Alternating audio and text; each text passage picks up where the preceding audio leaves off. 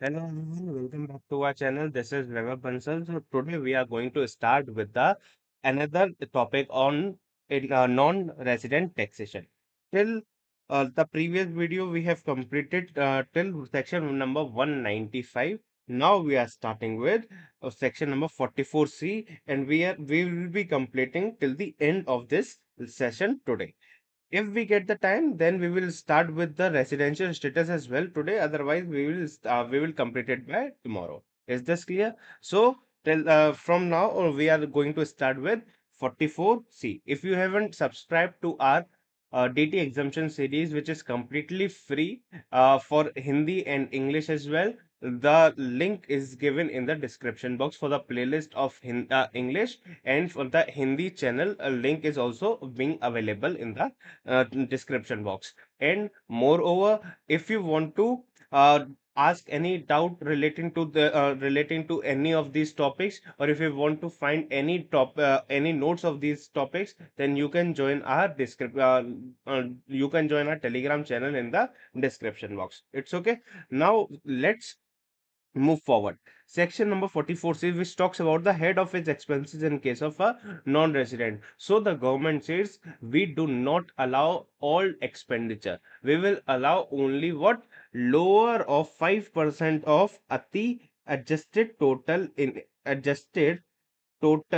income, or amount of actual expenditure, actual head office expenditure, whichever is lower. So what will government allow? Government will allow only 5% of ati, or X amount of HO expenditure, whichever is lower. Now what is amount of actual HO expenditures?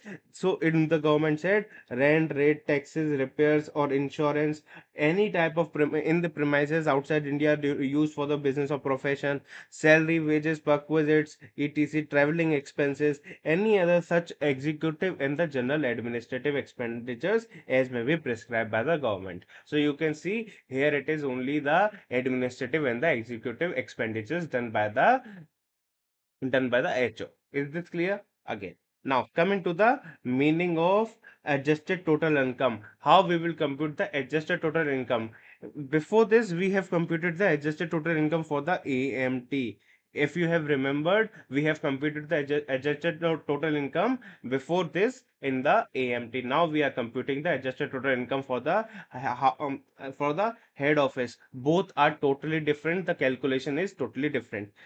Starting is total income, then we have to neglect the effect of all these items which are written here. So calculate as per the total income without giving effect to what HO expenditure, why it is reduced without why it is has been reduced from here, because we have to calculate the HO expenditures allowed. So first whatever is debited to the to the PNL, first remove that. Okay, then unabsorbed depreciation, capital expenditure on family planning, which is allowed 1 by 5th, okay, for every for every year till 5 years. Okay, then losses carry forward of business losses, speculative business loss, long term or short term capital losses, or loss from owing and maintaining the race horse. These type of losses should be added back, nothing else should be added back. Okay, or any type of chapter 6 deduction if you have claimed, then you should also add that. If you add these five things, you will get the adjusted total income. Compute 5% of it, or actual, whichever is lower will be allowed to you. Is this point clear? Now coming on to the next point. Next point is, you can see we have completed the same point in math chapter.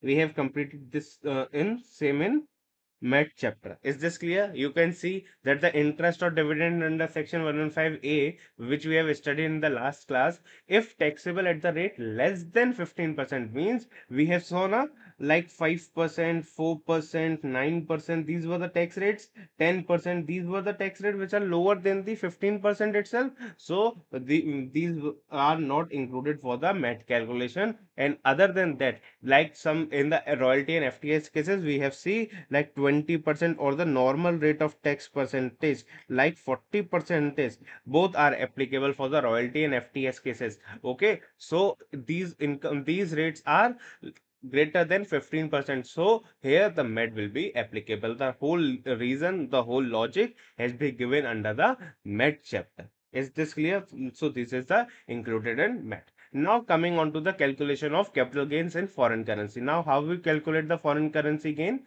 So first you have to check the same thing like sale consideration minus brokerage expenses or the transfer expenses gives you the net sale consideration. Then you reduce it from the cost of acquisition, then you will get the short term or long term capital gain. This is what you have done till foundation.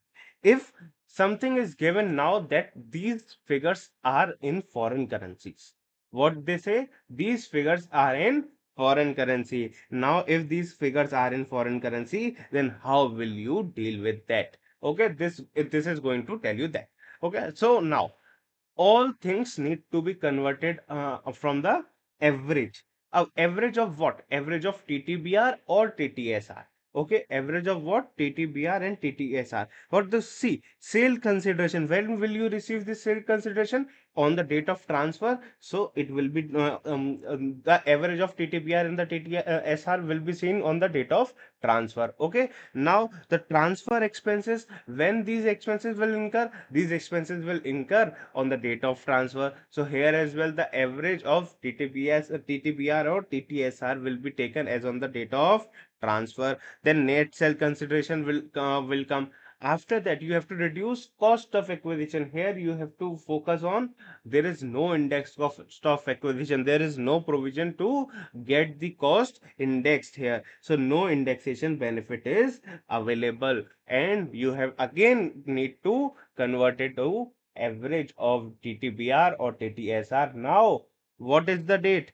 The cost of acquisition. Now to now you have to convert it from the date of acquisition. So average of TTBR and TTSR on date of acquisition. Is this point clear to you all? Now we have come to the point of short-term capital gain or long-term capital gain in foreign currency. If this foreign currency needs to be converted in INR, then we have to calculate by TTBR, telegraphic transfer buying rate in date of transfer. What is the TTBR? Now you do not need to do here average of TTBR or TTSR. Here you just need to take TTBR. This is the catch point that you need to know. Here is only the TTBR in date of transfer. There is no average. Is this point clear? Now coming to the coming forward, say exemption under section 10. See, here it is written under section 10, and you have seen under the chapter med what is given. Uh, ex, expenditure incurred for section 10, 11, 12 needs to be added back. Income earned from 10, 11, 12 need to be less. So these are also what we are going to study: 1048, 1048A, 1048B, and 1048E, 104F, 104G, 104H. Everything will cover here under the point number under exam 10, 11, 12. Okay, 1022 FF. So you need to remember what? Anything after 10 under the bracket, anything after the 10 under the bracket will cover under the just under the section 10, and you have to calculate met accordingly. Is this point clear to you all?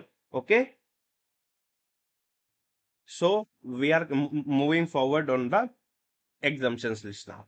See, it is a normal provision. 48, it is a normal provision. 48A, A stands for additional. This is the mnemonic I am giving you to remember. B stands for balance items. B stands for balance items. Okay. Now, eligible assessee is always a foreign company in all three cases. Eligible income. What is the eligible income? See, income is earned from sale of crude oil. You are selling what? Sale of crude oil or any other notified goods or any other services which are notified by the government of India to any person in India. Here, what the word important is? Any person. Whether he should be resident or non-resident or ROR, RNOR, doesn't matter. Any person word is written. What word is written? Any person. He could be resident, non-resident, both will be allowed. But there is certain conditions to get the exemptions. What are the certain conditions? That the business should not be doing any other business. The person who is selling the crude oil shall not engage in any other activity in India, and such income must be received in India in Indian currency. Such income must be received in India in Indian currency, and the whole sale of crude oil should be under the agreement with the central government. Agreement with the central government in pursuance of agreement entered or approved by the central government. Is this point clear to you all? Clear. This is the normal provision. Now, in addition to that, section 48A tells about some additional things. What is the additional thing? Here, what we are doing, we are just selling the crude oil. Here, under section 1048A, what we'll do? We will also store the goods, store the crude oil and sell it to it. See, income from, now see, income from Indian storage and sale of crude oil. Okay, storage and sale of crude oil to any person resident in India. Here the word is resident in India. In 1048, there is no such word. There is any person, but here it is specifically given any resident. Is this point clear? The word should be resident. The person should be a resident. If selling crude oil to a resident in India, then you will get the additional benefit. And there is no such conditions of 1048. There is just one condition that you have to get it approved or the agreement is done by the government of India, the central government. There is no such condition of the current of such income must be received in India in Indian currency or such business should not be engaged in any other activity. This is not given in this point in under this 1048A. Only the approval point is given. Is this point clear? Now coming on to the 48B. 48B tells about the leftover stock. The stock which we are selling here is now left over. Why it is left over? Because in the agreement which we have entered with the central government is either expired or terminated.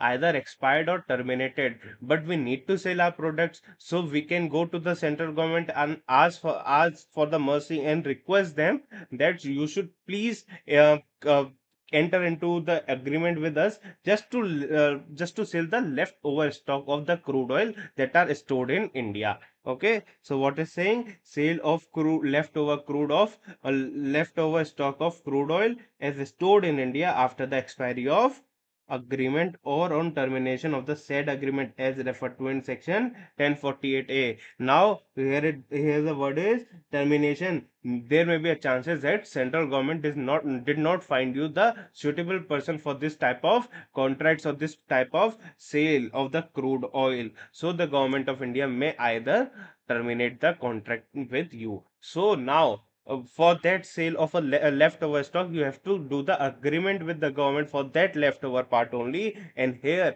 you have to satisfy the government. Why you have to satisfy the government? Because the government has terminated your contract. If the government has terminated your contract, then you have to satisfy them that you will follow all the rules and regulations, terms and conditions mentioned in the contract. Okay, so condition as may be notified by the government must be satisfied. Is this point clear? Now coming on to the next point, the rule number section number 104E. From now onwards we are going to write. Okay, so just take out your board notes and we are going to start writing. Is this point clear? Okay, see, we are going to start writing now. Section 10(4)(e). What section 10(4)(e) says? There is a assessee NR,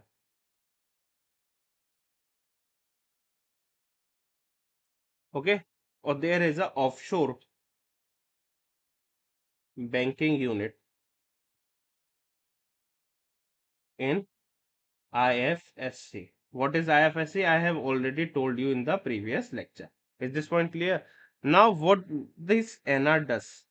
NR entered into a contract with the offshore banking unit in the IFSC for three things. First, of either of three things: non-deliverable forward contracts. What are these things? These will be studied in the AFM subject of Group 1. Okay. These are the non-deliverable forward contracts or offshore derivative instruments,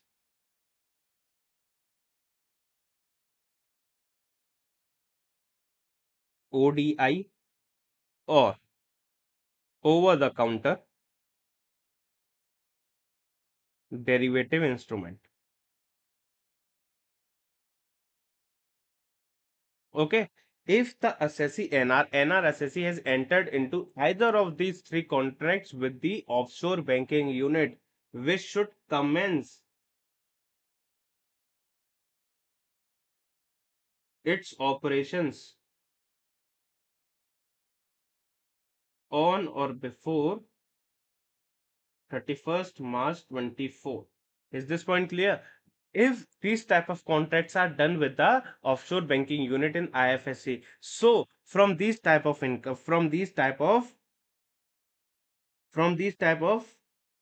agreements, you may earn something. What you may earn?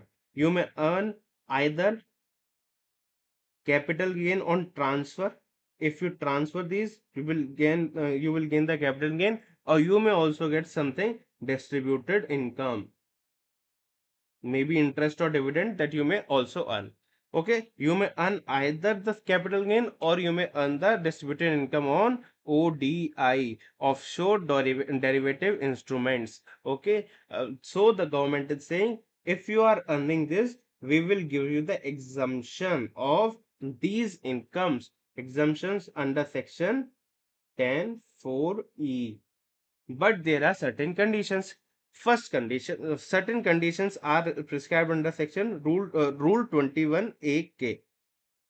Under rule number 21AK, what are the certain conditions? See, first condition is for the NR that he should not act through or on behalf of the PE located in India. Just a second. Not acted through or on behalf of its PE located in India. Just remember the last class what we have said. The PE located in India is an Indian company. So Indian company through NR applying to the offshore banking unit in the IFSC should not get exemption. Only the foreign company applying through the NR under the offshore banking unit in IFSC shall only get the exemption. The government intention is clear. Just we need to attract more non-resident. So any non-resident who is acted on behalf of a PE located in India means on behalf of Indian company. So we are not going to give any type of exemption under this section. Is this point clear? Only the non-resident of the foreign company shall apply or they can earn. Then only we will going to give the exemption under section 10(4)(e). Okay. Now the second condition is applicable on the IFSC, offshore banking IFSC. What it says? It says you must possess a valid certificate of registration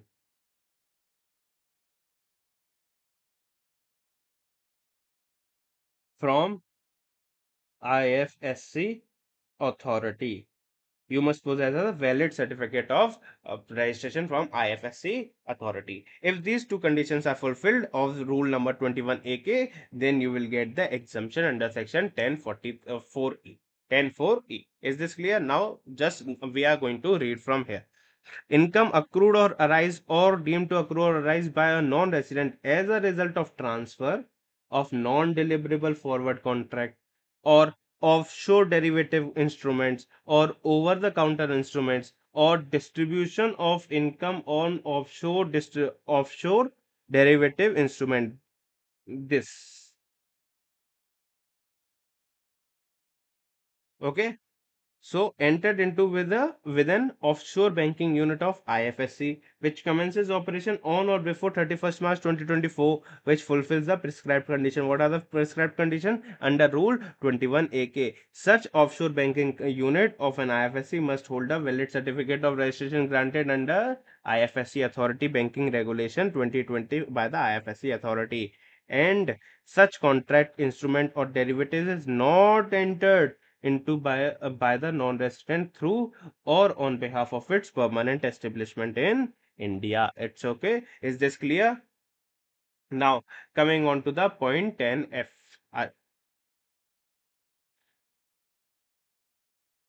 Section 10(4)(f). Section 10(4)(f).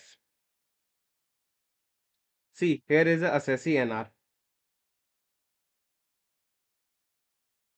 Okay. Here is a unit of IFSC. Now, what our assessee is doing? Assessee is doing what? Is transfer aircraft or its ships on lease.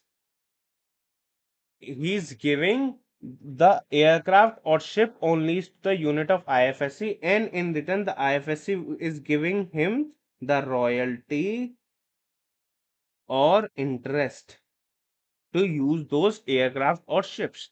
So, these royalty and interest will get exempt for the NR under section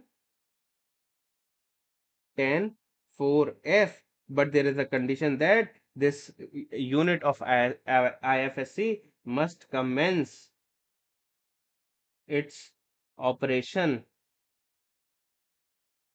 on or before 31st March 24. Is this clear? Now come here and read. Income of a non-resident by way of royalty or interest on account of lease of an aircraft or ship in a previous year paid by a unit of an IFSC, if the unit has commenced operation on or before 31st March 2024. Is this point clear to you all? Clear. Now, coming on to the point 10(4)(g). Listen to it very carefully, okay? 10(4)(g).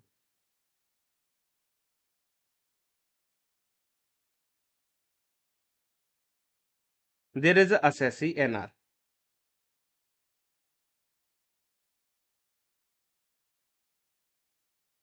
He is earning income from managing a portfolio of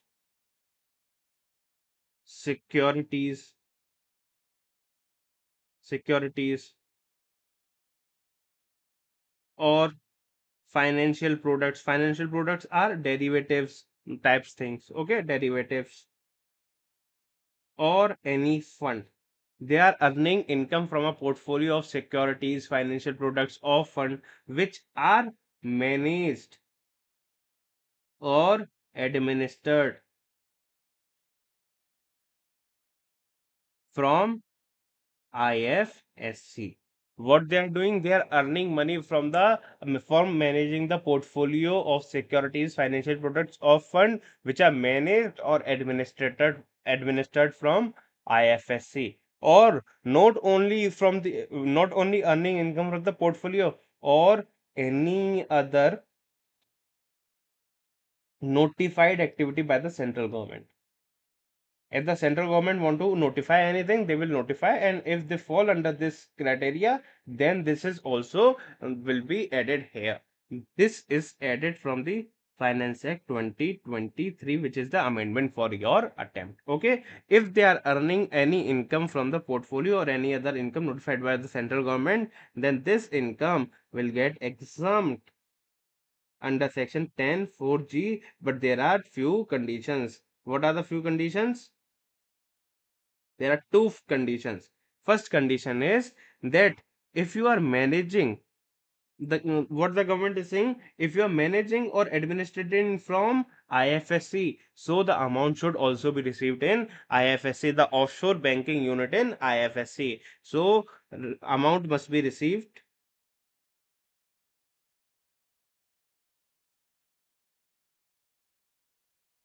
in the account maintained in offshore banking unit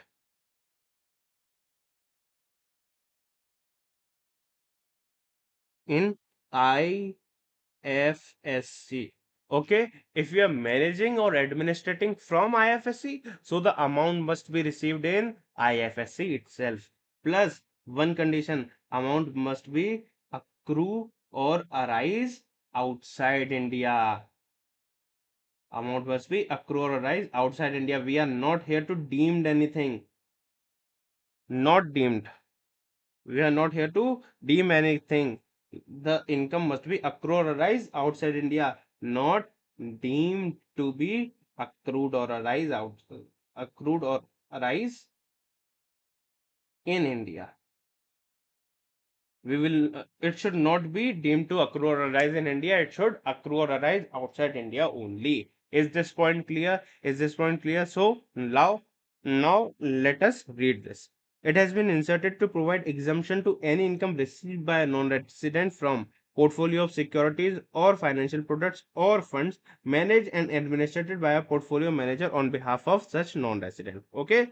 Now, such activity carried out by such person as may be notified by the central government in the official gazette, or any other such activity that we have written here, any other such an activity notified by the central government. Okay, this exemption will only be available if income arises in account maintained with an offshore banking unit in any IFSC. However, the exemption will be limited to the extent such income accrue or arise outside India and is not deemed to accrue or arise in India. So, whatever the income accrue or arise outside India, only that portion will get the exempt in section 10(4)(g). And if any income is deemed to accrue or arise in India, that will not get any exemption under section 10(4)(g). Is this point clear to you all? Now, coming on to the point number 10(4)(h). Okay, just a second. 10(4)(h).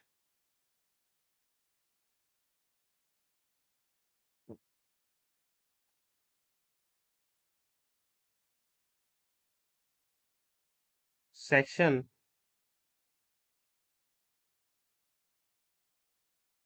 10(4)(h). Section 10(4)(h). Now listen to it very carefully. Okay. Here are assessees. Assessee. Who is the assessee? Assessee is a non-resident or unit of IFSC. Here are assessee changes. Okay. Unit of IFSC also may also be our assessee.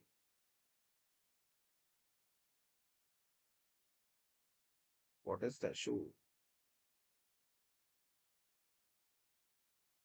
Okay. Now they acquired some equity shares. Where? In the domestic company, say VV Limited. Okay. But it is located in IFSC. This VV Limited is located in IFSC. Okay. Now from transfer of these from these equity shares, the capital gain must arise on transfer. On transfer, the capital gain must arise. So the government is saying we will exempt this capital gain under section 10(4)(h). But there is certain condition. What is the condition? You should not sell before expiry of 10 years and 10 years must not expire before AY 2033 to 34. Is this point clear? And now here it is also given for the domestic company VV Limited, which is located in the IFSC that which is located in the IFSC that just a second. Located in IFSC that You should commence operation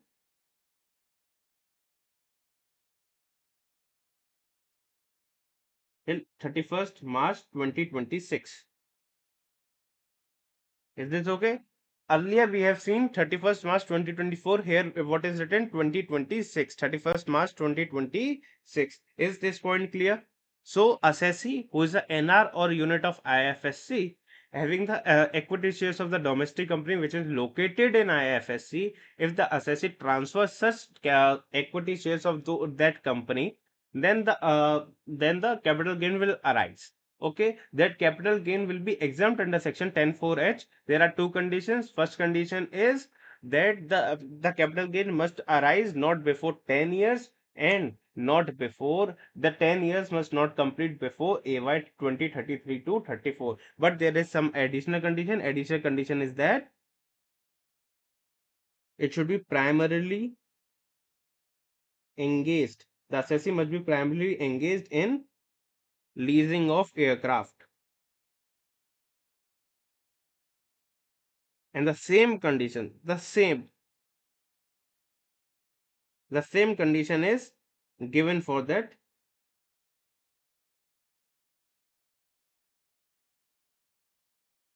IFSC as well. It is okay. The same condition is given for the IFSC as well. So the assessee or the company, the IFSC unit, the domestic company must be engaged in the engaged in leasing of aircraft. Okay. So the equity shares of that domestic company which is located in the IFSC must, if they transfer such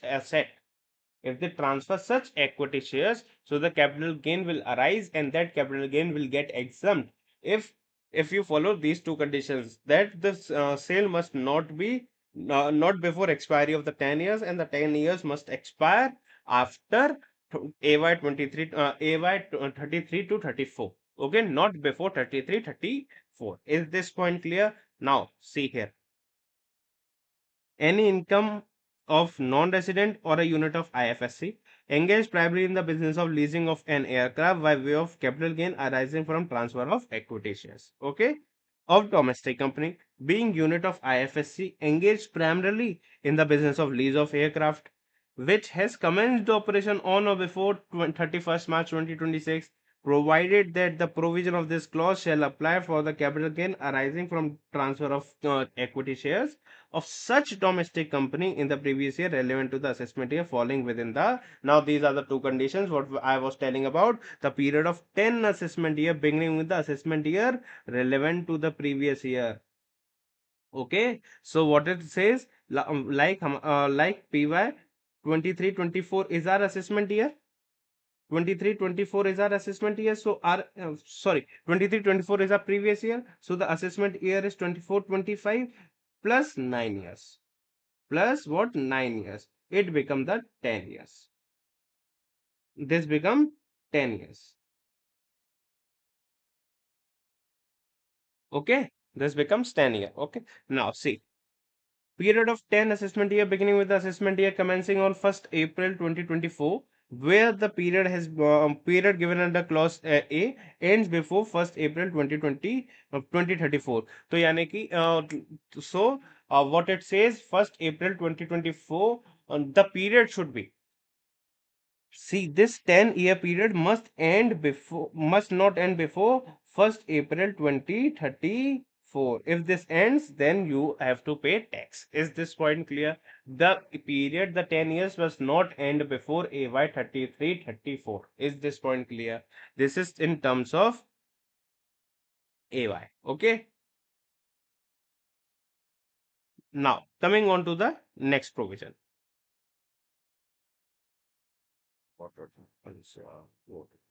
Okay. It exempts capital gain. See, what is happening here? There is some, suppose there is some offshore fund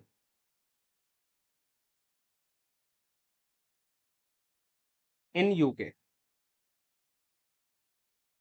They want to come in India. They want to come in India. Okay. So this is the original fund. Original fund. They are coming in India, so they are making a resultant fund. the result of the conversion, okay, in India.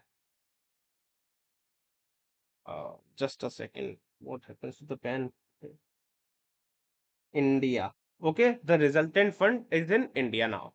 So what it says, the provision says when there is any transfer of fund from offshore fund from the original fund to the resultant fund, the transfer, the relocation, uh, the capital gain arising from that relocation will get exempt under section 1023 FF. That's it, nothing else. See, it exempt capital gain arising by a non-resident or a specified fund in account of transfer of shares of a company resident in India by a resultant fund or a specified fund. However, this exemption is not available only to the extent capital gain is attributable to the units by NR.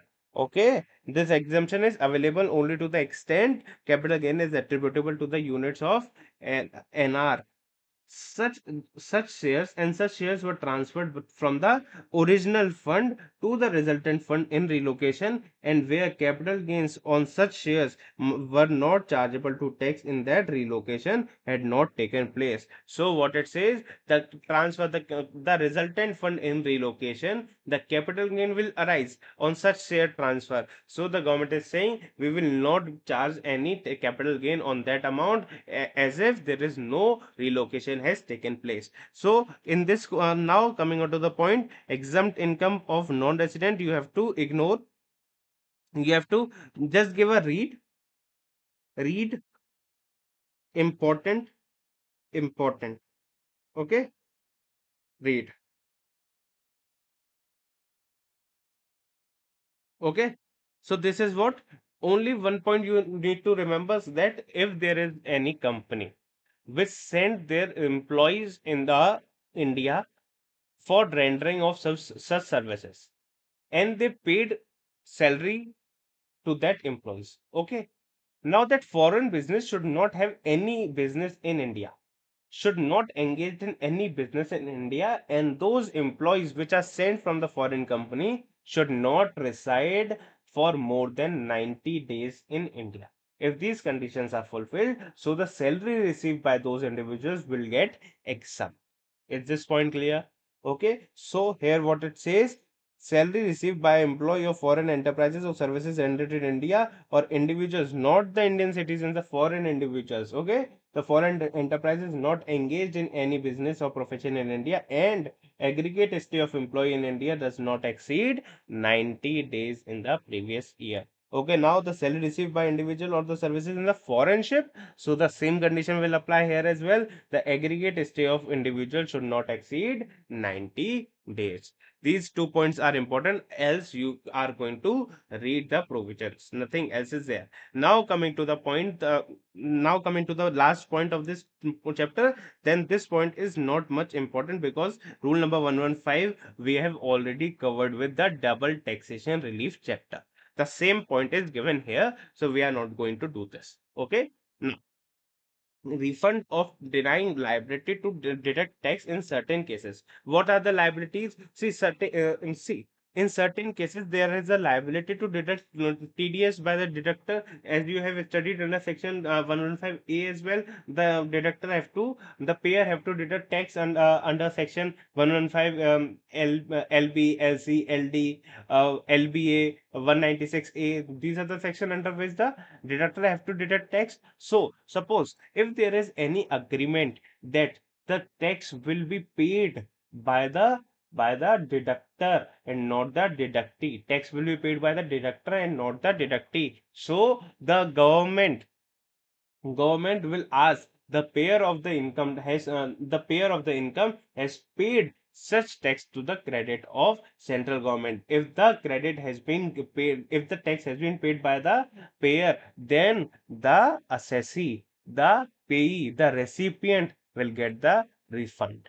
Is this point clear? The government will get the TDS portion, whether it is paid by the whether it is paid by the deductor or the deducted, that doesn't matter. The government will get the refund, will get the tax amount, and if you are going to if you are going to file your return of income and you apply for that refund, that this is the refund on my income, the government is going to pay. It does not matter that whether it is paid by the government or it is paid by the payer or the pay, it does not matter. But if there is no need to deduct the TDS, but the payer on the safer side deduct the TDS. So you can claim that refund. You can claim that within 30 days of payment of such tax to the AO in the prescribed form. Okay, AO in writing. You have to give in writing. Okay, if the aforesaid condition is satisfied, the AO shall in writing pass the order whether it accepts the request or reject the request, whatever the case may be. He may consider everything, every proofs, every records within 6 months from the end in which such application is received by the AO. Is this point clear? And if he want to reject the application, then there must be a opportunity of being heard given to the assessee. If the assessee is still not happy with the decision of the AO, he may further appeal to the CIT appeals. Is this point clear? This is the whole section 239A. Now read it with me. Section 239A has been inserted with effect from 1st April 2022. By virtue of this provision, tax deducted by a person under Section 195 may be refunded to the deductor if the following conditions are satisfied. What are the following conditions? There is an agreement or arrangement in writing under which tax deductible on any income other than interest under Section 195 is to be borne by the payer. Now, who is going to bear the TDS liability? The payer is going to bear the TDS liability. The payer has paid such tax to the credit of central government. Okay. Now, after making payment, he claims that no tax was required to be deducted. Such claim has been made within 30 days from the payment of such tax by filing an application that prescribed from before the AO. Now, if the aforesaid conditions are satisfied that you have filed the prescribed form before the AO within 30 days of such payment, then the AO by an order in writing allow or reject the application after such inquiry as he may consider necessary.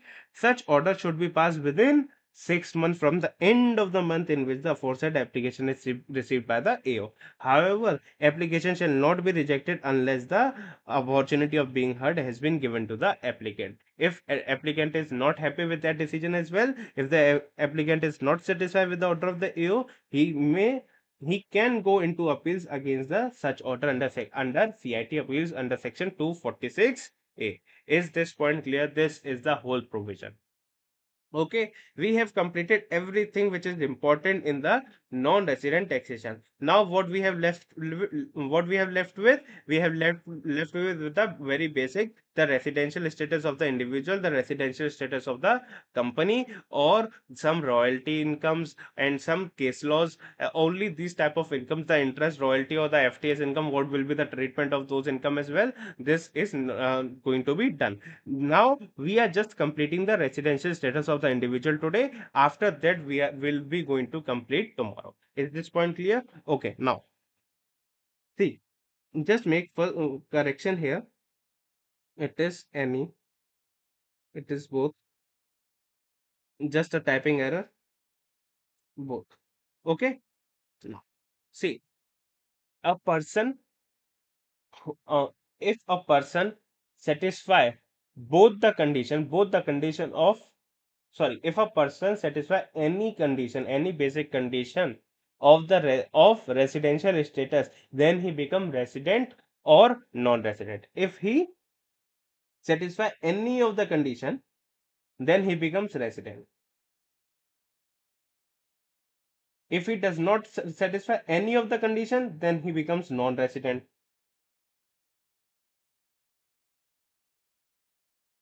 Okay. Is this clear? Now, test number one. What it says? The basic test. What is the basic test? It gives two conditions. First is if you have resided in India for 182 days or more in the previous year. Or second condition is you have stayed in India for 60 days in the previous year, 60 days or more in the previous year, and 365 days or more in the last 4 preceding years. If you have reside in India and for the any of these conditions, then you will be resident in India. But there is three exceptions for this 60 days or more condition. What are the three exceptions? That if there is an Indian citizen who is leaving India live in India during the previous year for the employment outside India, Indian citizen leaving India for employment outside India, then 182 days condition will only be applicable and not the 60 days condition will apply. Okay, then second condition where the 182 days application 182 days will apply, not 60 days condition. The second case is Indian citizen being the crew member of Indian ship leaving India during the previous year. So the stay calculated by excluding the date signed on joining ship and on CDC to date signed in the on leaving ship on CDC. Suppose this is India. Okay, they went to some other country and they returned. Here, when they were leaving India, they had to sign on a document saying the continuous discharge certificate. Okay, they signed here.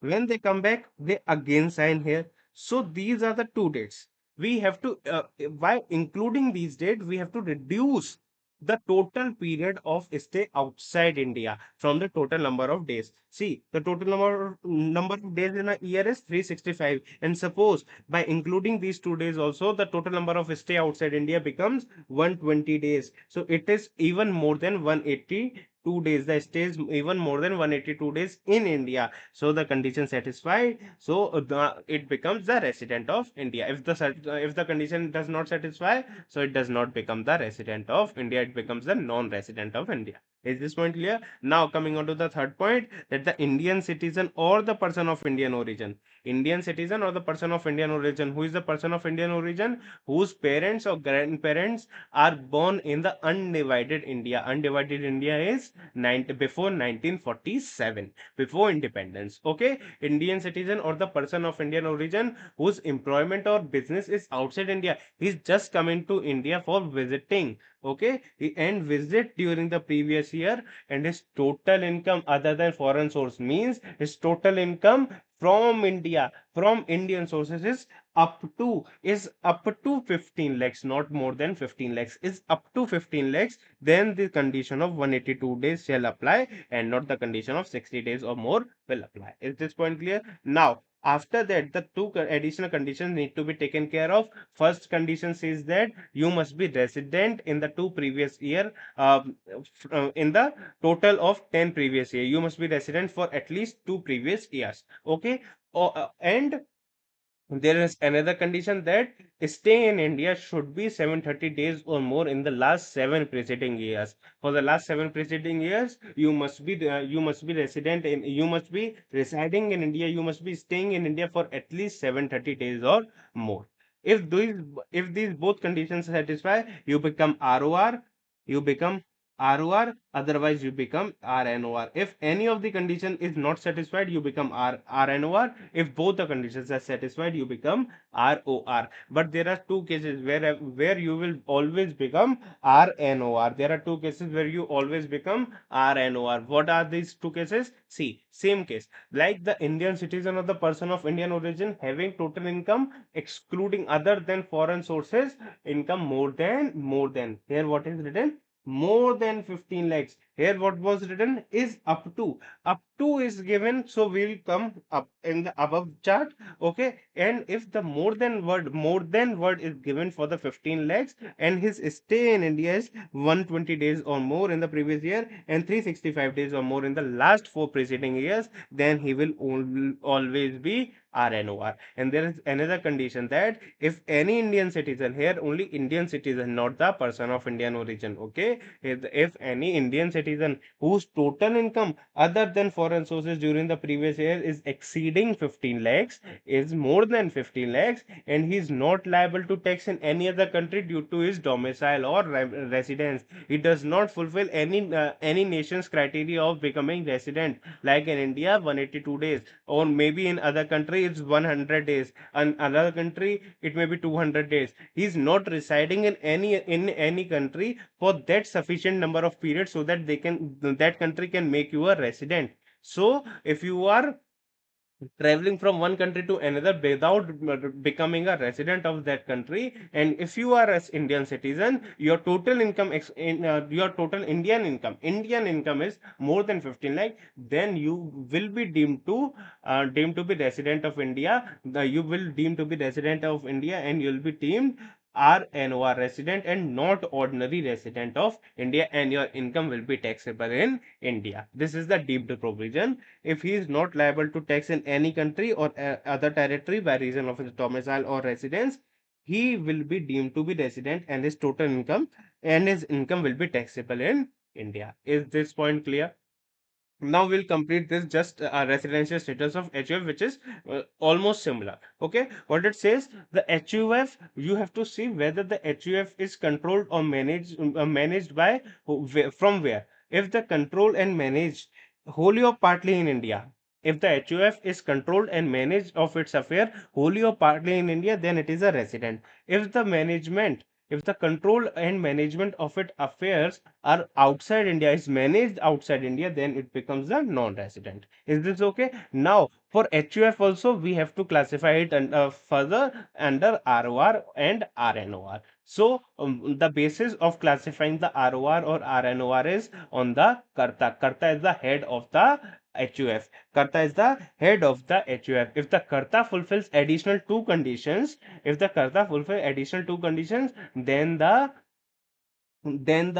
HUF becomes the ROR. If the Karta does not fulfill both the conditions of additional condition, then the HUF also become RNOR. Is this point clear? Now the residential status of firm, AOP, BOI, LA and AJP. AOP, BOI, LA is local authority, AJP is artificial judicial person. Okay, only this much is to be checked, whether it is controlled or partly or wholly or partly in India, then it is a resident, or wholly outside India, then it is a non-resident. The ROR RNOR condition is not applicable for these type of assessees. Is this point clear? This is for now today. We'll start tomorrow the residential status of the company, and we will complete the whole non-resident chapter tomorrow till here. Is this point clear? So this is all for today. We have completed within a time of 1 hours only. Within that only, you just need to revise it and solve the question and answers as maximum as possible. The question answer sheet, the question answer bank is already given in the Telegram channel. The link of the Telegram channel is already available in the description box. If you have any doubts, you can ask in the Telegram channel. I will be able to answer that. I am not able to speak much, so here we are stopping our session now. Now we will complete it by tomorrow. The non-resident chapter will be completed by tomorrow. Is this okay? Take care and practice hard. Exam is near, so just practice, practice, and practice. Practice is the key to success. Okay, now take care. Let's meet tomorrow.